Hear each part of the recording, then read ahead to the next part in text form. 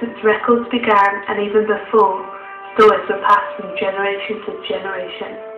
Cornwall has been known as a land of legend, and until fairly recently, the great Cornish sea serpent was regarded as part of that legend, a romantic rumour, a mythological beast, a figment of Celtic imagination, along with pixies, mermaids and spriggans. On this programme we should be looking at the story of Morgwar. Morgwar, in the ancient language of Cornwall meaning sea giant, describes an enormous marine monster which lives in the waters of Falmouth Bay.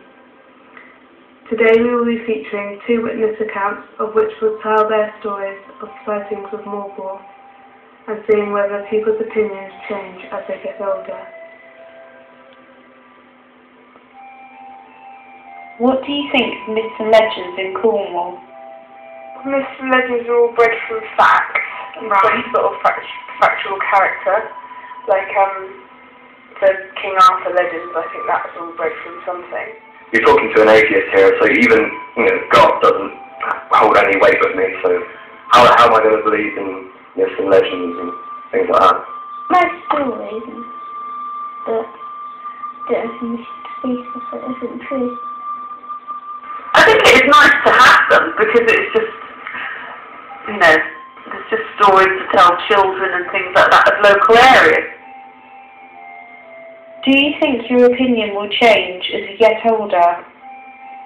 I don't know, my opinions might change because people do change dramatically, don't they, and believe all sorts of stuff, so I don't know whether I will or not. Not as I get older, but obviously if I actually saw a 200-foot dinosaur standing in front of me, I may have to sort of question my actual beliefs. But no, I think over time it'll stay the same. It can be said that history generates stories and that people become more accepting of the unknown as they mature, hence no longer wanting scientific and evidential proof for the unexplained. We were picking up a visitor, came back out a visitor, John Cook and myself. And John and me, we spotted something in the distance, I don't know, look at like that, I don't know. I just big thing, whatever it is. And within, say 10 minutes, he surfaced within 150 yards, 200 yards or so. This thing came up with 2 big mounts in the water, 18, 20 feet long, what we could see of it. In the head and shoulders, so I was going to look at this, we were probably asking to see this thing, I don't know, we better not tell anybody, like, I wouldn't believe ourselves, and we did when we got into Newland after a day or two, and the young chap there, he said, my dad seen that, but he couldn't tell anybody. So there was definitely something there, like, Were you scared when you saw it? No, whether we're sure that it was. So what went through your mind at the moment when you saw it? Well, like most of it, that's what it was. It came up about 3 foot out of the water, I suppose. The road was told, but echo center on, we see if we could pick them up. I couldn't find them on the echo center, he disappeared. I came downstairs one morning and I thought, I was looking out the window, it was a lovely morning, and I was looking out the window and I saw something up the river.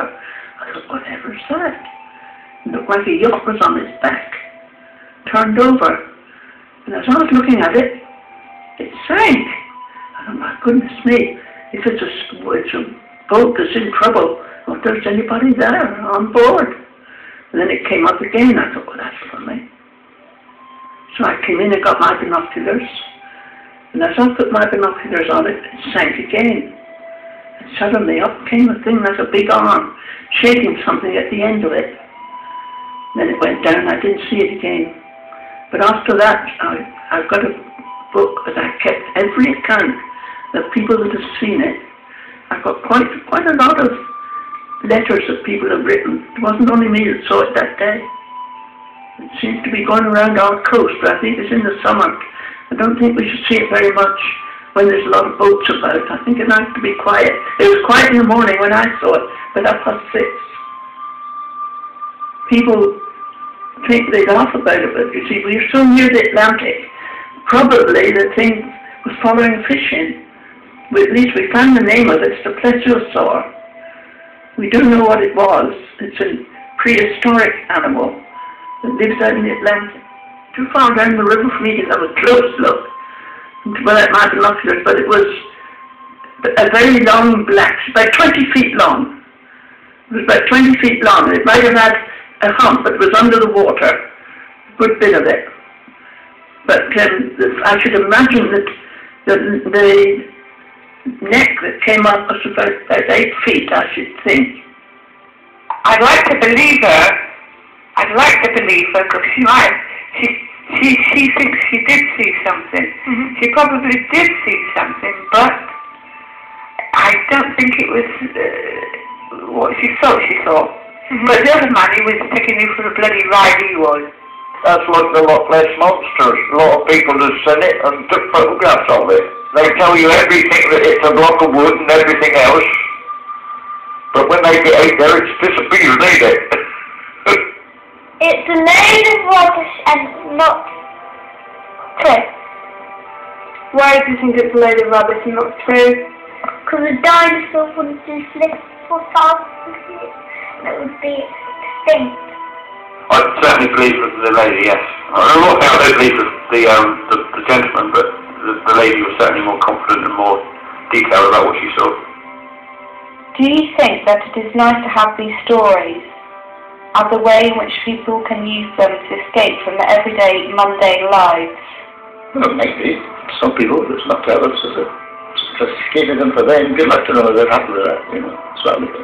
Yeah, I think the escapism of it's nice, and it gives people something to cling to, and sort of makes people feel they have a united history.